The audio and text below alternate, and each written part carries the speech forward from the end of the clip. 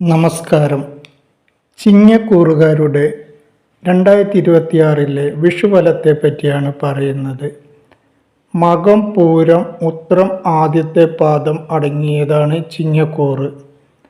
ചിങ്ങക്കൂറുകാർ പൊതുവെ ഉത്സാഹശീലരായിരിക്കും, സഞ്ചാരപ്രിയരായിരിക്കും. ഇവർ ഏകാഭിപ്രായം പലപ്പോഴും ഇവർക്ക് ഉണ്ടായിരിക്കുകയില്ല. എന്ത് കാര്യത്തിലും വ്യത്യസ്തമായ ഒരു അഭിപ്രായം വെച്ച് പുലർത്തുന്നവരായിരിക്കും. അതുകൊണ്ട് തന്നെ തീരുമാനങ്ങൾ എടുക്കുവാൻ ഇവർക്ക് അല്പം ബുദ്ധിമുട്ടാണ്. സുഹൃത്തുക്കൾ കൂടുതലൊന്നും ഉള്ളവരായിരിക്കില്ല ഈ കൂട്ടർ. സ്വന്തം പരിശ്രമം കൊണ്ട് ഉന്നത സ്ഥാനം വഹിക്കുവാൻ കഴിയുന്നവരാണ് ഇവർ. ഭാഗ്യാനുഭവങ്ങൾ എപ്പോഴും ഇവരെ തുണയ്ക്കുന്നതാണ്. കുടുംബസ്വത്ത് ചിലപ്പോൾ ഇവർക്ക് കൈവശം വന്ന് എന്ന് വരില്ല. പൊതുവെ പറഞ്ഞാൽ ഇവർ ഗുണാനുഭവങ്ങൾ കൂടുതൽ ലഭിക്കുന്നവരായിരിക്കും. ചിങ്ങക്കൂറുകാരുടെ വിഷുഫലത്തെ പറ്റി നോക്കാം. വർഷാരംഭത്തിൽ വ്യാഴം, അതായത് ഗുരു 11-ലും കേതു ജന്മത്തിലും ശനി അഷ്ടമത്തിലും രാഹു 7-ലുമാണ് ഇവർക്ക് ഉള്ളത്. വ്യാഴം 11-ൽ ആയതുകൊണ്ട് തന്നെ വർഷാരംഭത്തിൽ, അതായത് ജൂൺ വരെ ഇവർക്ക് ഏറെ ഗുണകരമായ ഒരു സമയമായിരിക്കും. ഈ സമയത്ത് ഭാഗ്യാനുഭവങ്ങൾ കൂടുതൽ കിട്ടുന്ന ഒരു വർഷമായിട്ടാണ് കാണുന്നത്. വിവാഹം ആഗ്രഹിക്കുന്നവർക്ക് അത് നടന്നു കിട്ടുവാൻ സാധ്യതയുണ്ട്. വീട്, വസ്തു എന്നിവ വാങ്ങുവാൻ ആഗ്രഹിക്കുന്നവർക്കോ, വീട് പണിയുവാൻ ആഗ്രഹിക്കുന്നവർക്കോ, പുതുക്കി പണിയുവാൻ ആഗ്രഹിക്കുന്നവർക്കോ ഒക്കെ അത് നടന്നു കിട്ടുന്നതാണ്.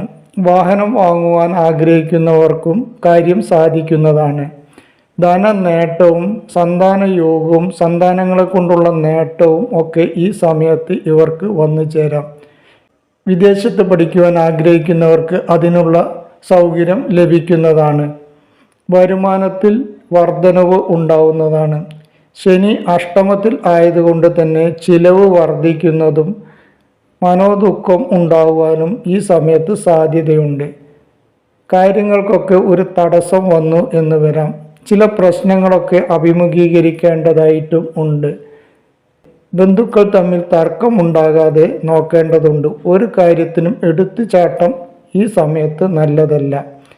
എന്നാൽ ജൂൺ 2-ന് ശേഷം ഇവർക്ക് അത്ര ഗുണകരമല്ല. കാരണം ഗുരു ഈ സമയത്ത് ഇവർക്ക് 12-ലേക്ക് മാറുകയാണ്.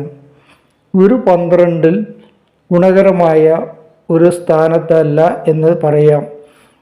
പൂവക്കച്ചവടം നടത്തുന്നവർക്ക് ഈ സമയം ഗുണകരമല്ല. അമിത ചെലവ് വന്നു ചേരാതെ നോക്കേണ്ടതാണ്. സാമ്പത്തിക കാര്യങ്ങളിൽ അതീവ ശ്രദ്ധ ഉണ്ടാവേണ്ടതുണ്ട്. വാക്തർക്കം ഇല്ലാതെ നോക്കണം.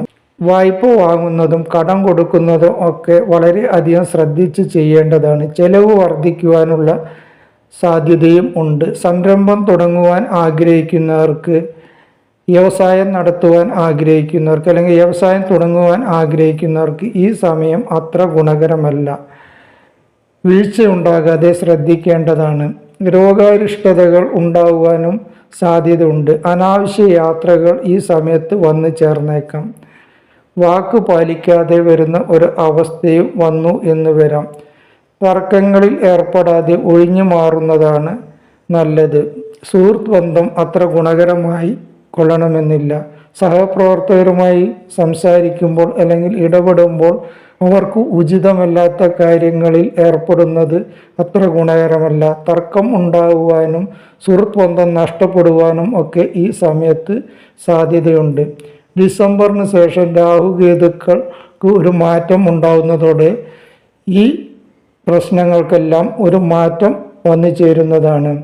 വർഷാരംഭം ഗുണകരമാണെങ്കിലും ജൂൺ 2-ന് ശേഷം ഇവർക്ക് പല വിധത്തിലുള്ള പ്രശ്നങ്ങളും പ്രതിസന്ധികളും മനപ്രയാസങ്ങളും ഒക്കെ ഉണ്ടാകുവാൻ സാധ്യതയുണ്ട്. അതുകൊണ്ട് തന്നെ ജൂൺ 2-ന് ശേഷം ഇവർ ഏർപ്പെടുന്ന കാര്യങ്ങളിലെല്ലാം അതീവ ശ്രദ്ധ ഉണ്ടാവേണ്ടതും ചെയ്യുന്ന കാര്യങ്ങളെല്ലാം വളരെ സൂക്ഷ്മതയോടെ ചെയ്യേണ്ടതും ആണ്. ബന്ധുക്കളും സഹപ്രവർത്തകരും സുഹൃത്തുക്കളുമൊക്കെയായി ഇടപെടുമ്പോഴും സംസാരിക്കുമ്പോഴും വാക്ക് തർക്കമുണ്ടാകാതെ സൂക്ഷിക്കേണ്ടതും ഉണ്ട്. എന്നിരുന്നാലും ജൂൺ 2 ശേഷം ദോഷഫലങ്ങൾ കൂടുതലൊന്നും ഉണ്ടാവാൻ സാധ്യതയില്ല. കാരണം ഗുരു അതിൻ്റെ ഉച്ചക്ഷേത്രമായ കർക്കിടകത്തിലേക്ക് ഉച്ചാവസ്ഥയിൽ വരുന്നത് ഏറെ പ്രയോജനപ്രദമാണ്. മാത്രമല്ല, ഇവർക്ക് ഈ സമയത്ത് ശനിക്ക് വ്യാഴത്തിൻ്റെ ദൃഷ്ടി കൂടി ഉള്ളതുകൊണ്ട് തന്നെ ദോഷഫലങ്ങൾ കുറയുന്ന ഒരു സമയം കൂടിയായിരിക്കും. ദോഷഫലങ്ങൾ കുറഞ്ഞു കിട്ടുന്നതിനും ഗുണഫലങ്ങൾ ലഭിക്കുന്നതിനു വേണ്ടി ഈശ്വരാധീനം വർദ്ധിക്കേണ്ടതും ക്ഷേത്ര ദർശനം നടത്തേണ്ടതുമുണ്ട്. ഗണപതി പ്രീതി വരുത്തുക, ശാസ്താവിനെ ഭജിക്കുക, മഹാവിഷ്ണുവിനെ പ്രാർത്ഥിക്കുക, ക്ഷേത്ര ദർശനം നടത്തി വഴിപാടുകൾ നടത്തുക എന്നിവയൊക്കെ ചെയ്താൽ ഇവർക്ക് ഗുണഫലങ്ങൾ കൂടുതൽ ലഭിക്കുന്നതായിരിക്കും.